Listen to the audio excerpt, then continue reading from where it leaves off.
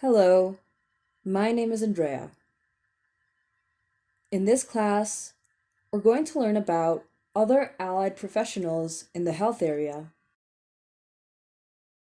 Today's lesson is divided into 4 parts. In part 1, we'll learn about community health. In part 2, we'll see some different health technicians. In part 3, we'll talk about prosthetists and orthotists. Finally, in part 4, we'll learn about opticians. Let's get started. We'll begin with part 1, community health. The health of a community depends on a large number of people other than medical practitioners and nurses. These can be grouped under the heading of allied health professionals. They include the following: physiotherapists, physios. They help people to move by getting them to do exercises or by treating their body with heat or massage, treatment by manipulating muscles and joints with the hands. Occupational therapists, OTs, help people with a disability to perform tasks at home and at work.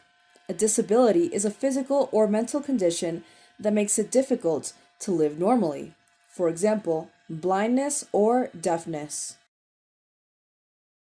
Social workers help people to solve their social problems.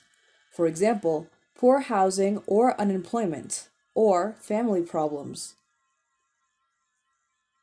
Chiropodists, also known as podiatrists, treat conditions affecting the feet. These are only some of the many types of health professionals. Next, we'll learn about technicians. Let's move on to part 2, technicians. Technicians are people who work with scientific equipment, such as radiographers, who are known as X-ray technicians. Ambulance technicians work in the emergency medicine service. There is a numerous variety of technicians in the medical area. An ambulance technician with more advanced qualifications is called a paramedic. Paramedics must also be able to provide emergency medical treatment in case of an accident or severe health complication. Next, we'll see part 3, prosthetists and orthotists. Prosthetists and orthotists provide care for anyone who needs an artificial limb, also called a prosthesis, or a device to support or control part of the body, called an orthosis. They also advise on rehabilitation, helping patients return to normal life and work after treatment. Prosthetists provide artificial replacements for patients who have had an amputation or were born without a limb.